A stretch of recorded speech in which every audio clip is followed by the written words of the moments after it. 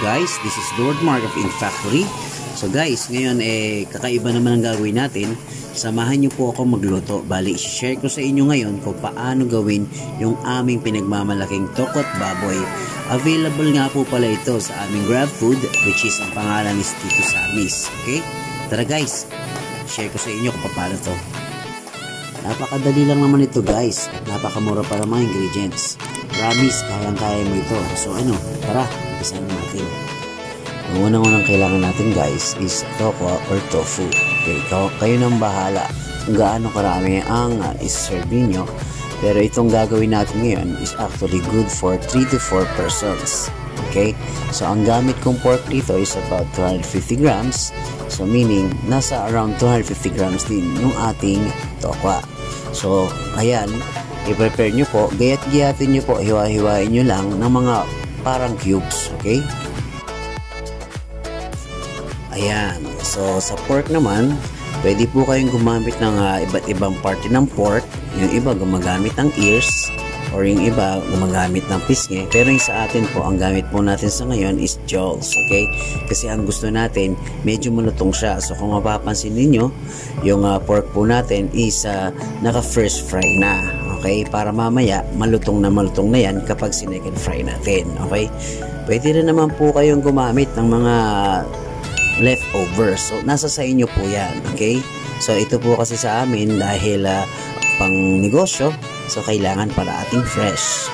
Sa mga iba-iba namang ingredients, aromatics, yan, sa mga panggisa, ililista na lang po natin bago po natin start yung pagluluto, okay? Para meron po kayong guide.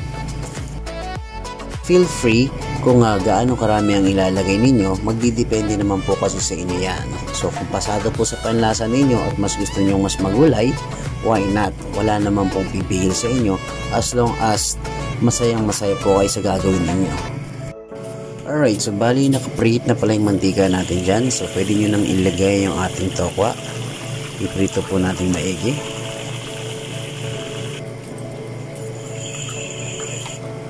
Ayan, so hayaan nyo lang po siya mag-sizzle na mag-sizzle. So importante, kailangan mapalutong po natin yung tokwa, okay? So once na lumutang na mga tokwa at naging golden brown na, ibig sabihin po okay na yan. So pwede nyo nang hanguin.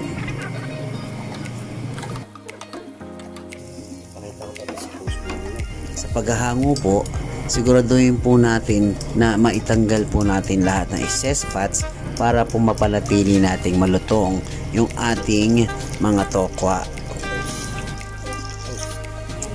Okay, isunod naman natin dyan yung ating pork, okay?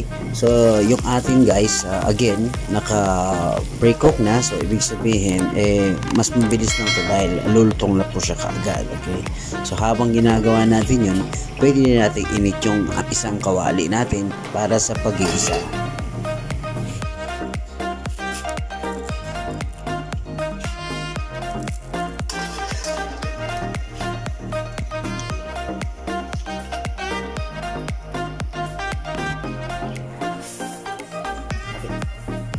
So habang pinapainit ko yung ating kawali or yung wok, bali nagtiktik na rin pala ako ng bawang dahil nakalimutan ko pala mag-prepare. So kumuha po ako ng 2 bawang dyan at ginayat-gayat ko lang po ng maliliit, eksakto para sa panggigisa.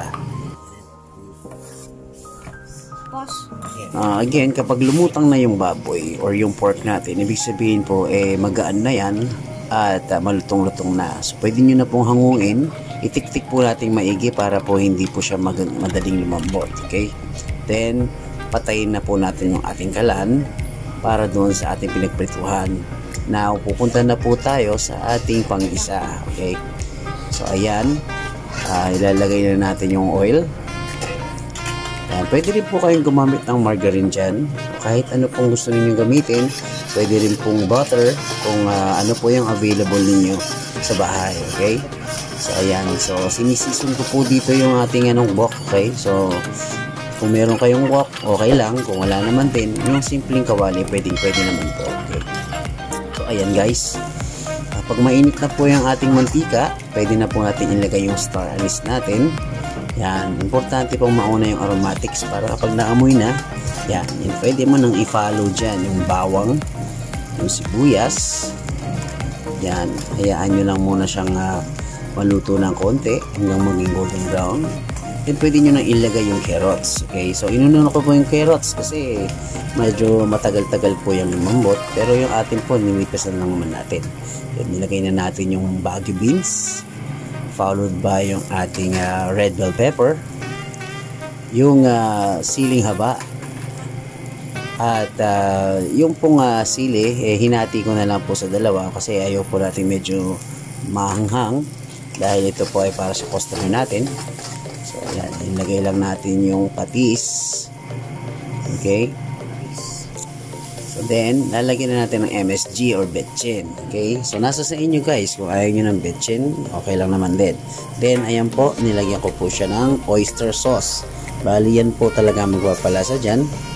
Then brown sugar, yan, mga 2 kutsaritang brown sugar or 1 kutsarita, nasa sa inyo. Okay, then bigyan nyo po ng paminta, yan, and then 1 kutsa lang po ninyo paulit-ulit para po mag-mix yung ating mga flavor at pumasok ng maigi doon sa gulay. Okay, kasi very important po na magkaroon ng lasa ng ating mga gulay. And then kapag medyo dry po, lagyan po natin ng konting tubig. Ayan, so iyan lang po ninyong kumulo. Ayan, okay na yan kasi malakas naman po yung ating kalan. So iyan nyo lang po silang kumulo para mag-mix yung lasa. Pwede nyo nang ilagay yung ating pork, isabay nyo na rin yung ating malutong na tofu or yung tokwa, and then i-mix nyo lang po ulit para siguraduhin nyo lang lahat maging coated. Okay, so yun lang naman ang gusto natin mangyari guys. Ayaw naman natin siyang medyo magtagal dahil baka lumambot lahat yung ingredients or yung tofu or yung baboy, kaya okay na yun. So pwede nyo nang ilagay sa plato or this time, so makikita nyo sa akin sa box naman kasi nga po ito ay order. Okay, so again, ito pong ginawa natin is good for 3 to 4 persons or hanggang 5. Okay, so madalas pulutan po ito. At naghiwa na rin ako dyan guys ng onion leeks, okay, or yung dahon ng sibuyas. Okay, para lang merong konting palamuti sa taas at nakakaganda rin naman yan sa presentation. Okay, so ilagay mo lang dyan. Ayan, tapos nilagyan ko ng sili. So ayan na guys, yan na po ang ating finished product. Okay, so unfortunately ko nakita nabigyan ng maayos na picture, pero hindi ko na rin po pwedeng tikman. So syempre ayun, binabalot ko na ngayon dahil nga for take out po ito, actually di-deliver ko pa po yan after this. So ito lang po yung mga ginagawa natin mga daily basis. So isa po ito sa mga makikita ninyo sa ating vlogs dahil kasama siya sa aking passion. Okay, so yun guys, maraming salamat, sana nag-enjoy kayo, sana may natutunan. Again, Lord Mark here, bye.